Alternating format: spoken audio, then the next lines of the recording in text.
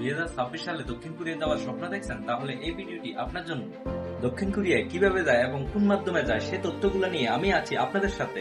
Lottery কি শুরু হয়ে গেছে? বাংলাদেশ বয়চাল প্রতি বছর বছরের শুরুতে লটারির মাধ্যমে বাংলাদেশ থেকে দক্ষিণ কোরিয়ায় কর্মী নিয়ে যায়। 2026 সালে লটারি প্রসেসিং এর আবেদন ইতিমধ্যে শুরু হয়ে গেছে। লটারিতে আবেদন করতে আপনার একটি পাসপোর্ট লাগবে, আপনার শিক্ষাগত যোগ্যতা লাগবে এসএসসি পাস, আপনার বয়স ন্যূনতম 18 থেকে 39 বছরের মধ্যে হতে হবে। তবে সব থেকে বড় সত্য হলো আপনি কোনোভাবে মাদক আসক্ত হতে পারবেন না, এমনকি আপনার নামে কোনো ফৌজদারি মামলা থাকতে পারবে না। মনে রাখবেন, লটারিতে নাম আসা মানে বিষে আসা নয়। লটারি পাওয়ার পরে আপনাকে কোরিয়ান ভাষায় দক্ষতার প্রমাণ দিতে হবে। তাই লটারির জন্য বসে না থেকে এক্ষুনি ভাষা শেখার জন্য প্রস্তুতি নিয়ে নিন। ওয়েসেলের ঘোষণা আসা মাত্রই আমি আপনাদেরকে আপডেট জানিয়ে দেব। ইপিএস টপিক পরীক্ষায় 200 নাম্বার মার্কে 100 নাম্বার রিডিং আর 100 নাম্বার লিসেনিং। নতুন নতুন ভিডিও পেতে আমার আইডিটি ফলো দিয়ে রাখবেন।